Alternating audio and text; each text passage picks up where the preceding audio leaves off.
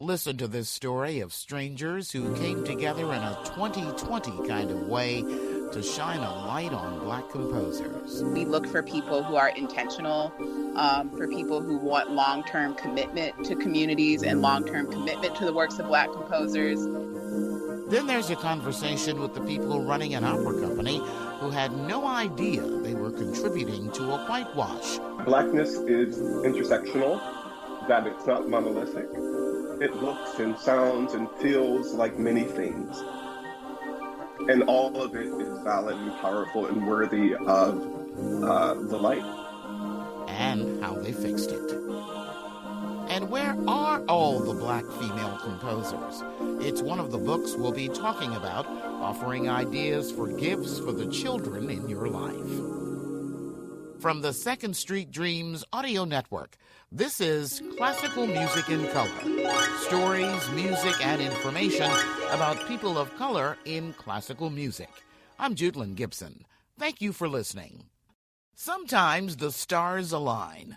That was the case with Corey Coleman and Danielle Taylor, who came together over a shared urgency to expose Black classical composers to the wider world. My name is Corey Coleman. I am based out of Chicago, Illinois, and I am the founder and executive director of Decompose, as well as the curatorial artist. My name is Danielle Taylor. I am the artistic director, violist, and arranger for Decomposed. Welcome, ladies, to Classical Music in Color. Corey, it was enough that you were working a full-time job, but something happened that made you want to take on creating and operating a Black music ensemble. The reason Decompose started is, I like to look at things also as a strategist. So one day I was attending a classical music concert, and this light bulb kind of went off for me. I was like, wait a minute. I've never heard of any Black composers. And this event was specifically dedicated to Black composers. And the reason it was a light bulb for me is, prior in my life, I had played the violin. And throughout my violin training, I had never come across the works of Black composers. So that to me revealed that there was this whole discrepancy that I had kind of ignored like my entire life. So that same night, I just took to the internet and wanted to create a series that celebrated Black composers so I could learn more about the history that I was missing out on. So as I was searching, online, I came across Danielle Taylor, who is our artistic director, and I saw that she had some familiarity and knowledge around Black composers. And I just cold emailed her and reached out to her and said, hey, can you help me start this series? So we were basically just two strangers coming from two very different backgrounds. As I mentioned, my background's in marketing and advertising. And with her background in music, we just felt like bringing those two entities together. That's how we could really figure out how can we create the change that we want to see by creating Decompose. Danielle, you come to Decomposed with a standard classical music education. My background is as a classically trained violinist and violist. So I started as playing violin in fourth grade through public school and have been playing since then. I did, arts high school conservatory route, went to Oberlin Conservatory, and then, proceeded to get my master's as well in violin performance. So the standard route that, we are told we have to take if we are going to have a career in music. And by music, what the general connotation means is orchestral career. So, Corey, give me an idea of a program for Decompose. Well, I feel like I'll have to have Danielle talk about the composers. But as far as the program, we like to always think about what type of theme are we centering around. So that theme kind of lets us know what is the overall story that we want to tell with our program. So one theme we did was called Trendsetters, and we focused on different composers who were considered like revolutionary and setting trends within their respective genres. So that program featured, I'm going to butcher his name, but Bouillon. Oh, Bouillon. Talk about Chevalier. We featured Dev Hines. So I think what's really interesting about the Decompose experience is we're always about mixing different mediums and genres. So yes, we feature Black composers who are within the classical realm, but we're also featuring artists who are like hip hop, R&B, gospel. So that's kind of in a nutshell what you would expect from the Decompose general programming concert experience. But I think with all of our programs, we more approach it in a conceptual way. And that's how we start to bring in those different artistic mediums and forms of expression to really just bring a new life and energy to the works of Black composers. Have either of you had any difficulties talking to the composers, the ones that are out here right now composing music? Absolutely not. Composers do not have works unless there are people to play them. Right. So I think, it's an exchange. Of course, we get to learn new music, but they get to have their music performed for more people in more settings and different ears. And I think particularly when it comes to Decomposed, we're only reaching out to Black composers. And there is definitely a shared value of bringing works by Black composers to Black people. And so that agreement on the mission makes it very easy to talk about, performing their works, or to start to talk about maybe, all right, 4 years from now, maybe you'll write a work specifically for Decompose. Maybe we'll be able to commission you, sometime from now. So it's really great. And then we just get to watch their careers grow as well. So it's really fantastic. And it's my favorite part of, getting to, be a part of Decompose for sure. One of the composers they've worked with is Noname. She's the Chicago hip-hop artist who composed the piece we're going to play now. It's an instrumental version of Montego Bay from her highly acclaimed album, Room 25. Danielle Taylor created the string arrangement. 1, 2, 3, 4.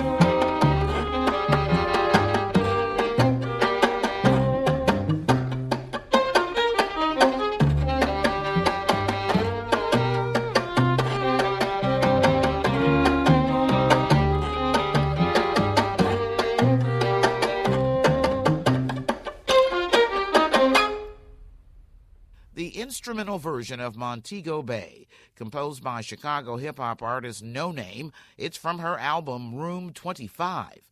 The string arrangement on the piece was by the artistic director of Decomposed, Danielle Taylor. You can get a look and listen at Decomposed by watching a performance series, Afri-Classical at Elastic. It went live earlier this month. There's conversation and music you'll enjoy. Thank you, Corey Coleman and Diane Taylor, creators and curators of the Chicago-based black music ensemble, Decomposed. You're listening to the December 2020 edition of Classical Music in Color on the Second Street Dreams audio network on secondstreetdreams.com.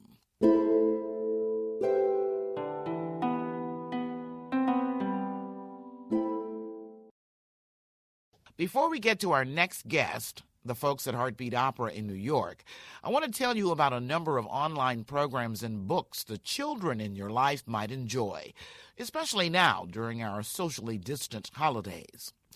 Preschoolers might like the online interactive program from Opera Lafayette. It's based in both Washington, D.C. and in New York. The program is called Opera Starts with O. Hello. Hello, and welcome to Opera Starts with O. O. We're going to tell the kids about opera. So opera has many elements to it, right? So it's a story. Ursion Francois, the Artist Services and Community Engagement Manager of Opera Lafayette. Our teaching artist, Emma Jaster, really stresses that this is an important opportunity for the kids to really lead and explore during this 30 minutes of our artistic playtime. And what better gift to give a child than a book? This one includes music with a smartphone app. Wild Symphony was written by the author known for the thrillers like The Da Vinci Code. Dan Brown also composed the music for his first children's picture book. Wild Symphony is about a musical conductor, and it's a mouse. Maestro here is going to be our guide through the entire Wild Symphony adventure. At the beginning of the book, you'll learn that Maestro Mouse is preparing to put on a concert, gathering his musical friends from all over to play in his orchestra. It has a giant blue whale, an anxious ostrich, even some gruffly snuffling dancing boars. Don't forget, you'll need to download the app to your smartphone to make reading Wild Symphony a complete experience for your child.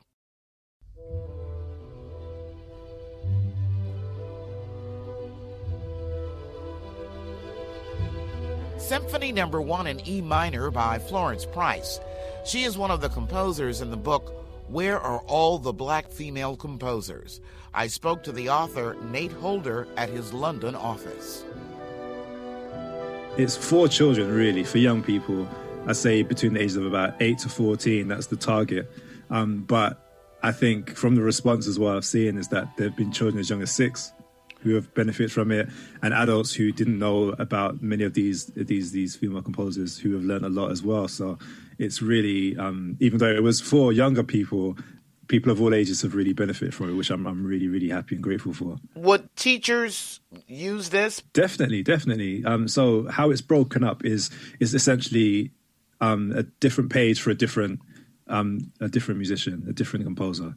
So a picture of them is beautifully illustrated by my illustrator Charity, she's incredible. She's done 2 of my books so far, and we're going to do more in the future.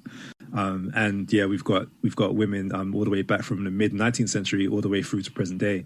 It just shows that female composers haven't just been around for the last 20, 30 years, been around for a long, long, long time. I wonder whether you had any surprises in researching this book, because there's Langston Hughes on the poetry side and the music side, of course, Florence Price and Margaret Bonds. It's really funny you mentioned Langston Hughes. I think there were 2 names that appear in the book often. So it's Langston Hughes and Nadia Boulanger. Those 2 names appear so often. You see Langston Hughes collaborating with quite a few of these women, and then you have Nadia Boulanger, who was in Paris, was one of the top compositional teachers of her time. So quite a few of these composers went and studied with her at different points as well. Are there Britons in the book? Yeah, so the first one that actually appears in this book is a lady by the name of Avril Coleridge-Taylor. And I know if you're a classical music fan, you probably heard the name Coleridge-Taylor before. And so she was actually Samuel Coleridge-Taylor's daughter. She was a great composer in her own right, aside from being the daughter of Samuel Coleridge-Taylor. As time's gone on, we see a few more. So Hannah Kendall, who was born in the UK, now she lives in New York, I think. Cassie Kinoshi is a friend of mine. She was born just north of London. And you have others who have immigrated from different places. So, for example, people like Shirley Thompson, for example, who's been living and working in England for a long time now. Author Nate Holder says Where Are All the Black Female Composers has its own playlist on Spotify. There are links to all on the Classical Music and Color page on secondstreetdreams.com. You're listening to the December 2020 edition of Classical Music in Color on the Second Street Dreams audio network on secondstreetdreams.com.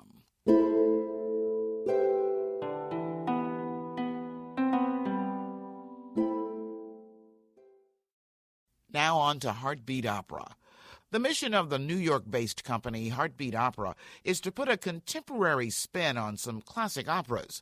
Ethan Hurd is the company's co-artistic director. What made you decide, and Heartbeat Opera as a whole decide, maybe we need to take another look at something else? Yeah, great question. I mean, we started Heartbeat looking at some of the quote unquote great canonical operatic pieces. So Madame Butterfly, Fidelio, Carmen, Don Giovanni. And we were always putting a spin on them and really pulling them apart, So for instance, I'm half Chinese. I was really interested in looking at Madame Butterfly through the eyes of the half Japanese son, and really looking at the yellow face and Orientalism and fetishism of the submissive Japanese woman in that piece. And then with Fidelio, it was this opportunity to look at this old opera through a contemporary American lens, through a Black Lives Matter lens. And when we, worked with the prison choirs and worked with this amazing cast and creative team in 2018, that really opened the door for us and made us more motivated for our opera to be socially conscious and to do the political work that we think opera really can do. And so over the summer with our country's racial reckoning, we just felt like, okay, this is more urgent than we ever realized. Like we need to sort of stop everything and reconsider our programming. And we felt that marrying Fidelio with these works by Black composers and lyricists was a really exciting opportunity to learn and to grow as a company. Hurd says they're taking their mission even further now with the opera Breathing Free, a visual album. It's been a really humbling experience to discover, work that I personally had not come across before. Just gorgeous songs by Harry T. Burleigh, Langston Hughes, Florence Price, and getting to see them interpreted by my colleagues is really beautiful. This visual album features 9 interconnected music videos, including this piece, Songs to the Dark Virgin. It was composed by Florence Price with the poetry of Langston Hughes, and it's sung by bass baritone Darrell Akon. Would that I were a jewel, a shattered jewel, that all my shining brilliance might fall at thy feet, thou dark one. Would that I were a garment, a shimmering silken garment, that all my folds might wrap about thy body, absorb thy body, hold and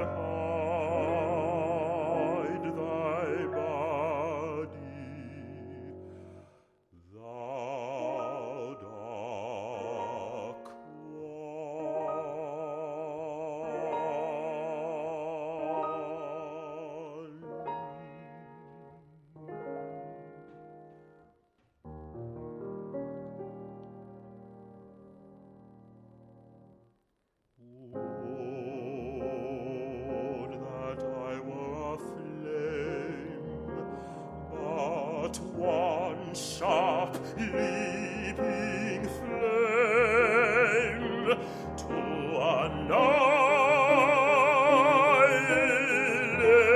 thy body. Thou dark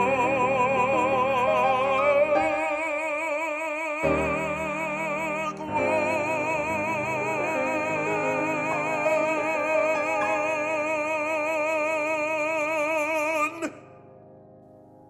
Darrell Akon performing Songs to the Dark Virgin, composed by Florence Price with the poetry of Langston Hughes. Ross Dia is the creative director of Breathing Free. What are you trying to say in this? That Blackness is intersectional, that it's not monolithic. It looks and sounds and feels like many things. And all of it is valid and powerful and worthy of the light. Breathing Free was filmed in at least 3 locations around the country, New York, Chicago, and Los Angeles, a feat that was even more difficult during this pandemic. That's according to filmmaker Anais Sisco.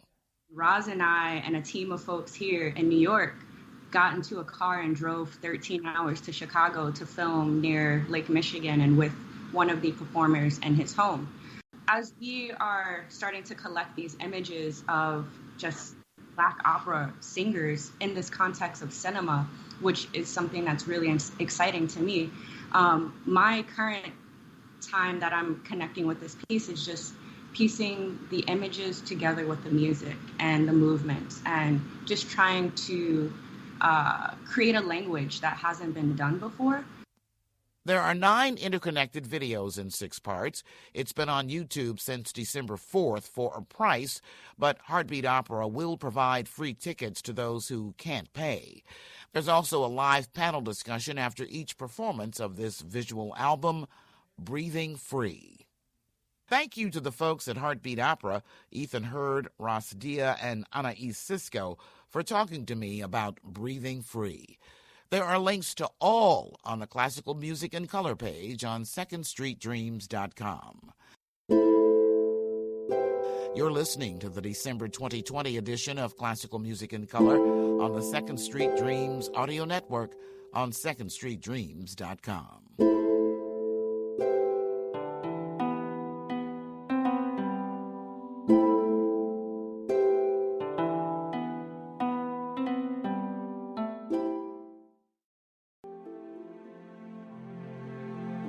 Our coda this month is a big thank you to the doctors and nurses working tirelessly to keep us alive.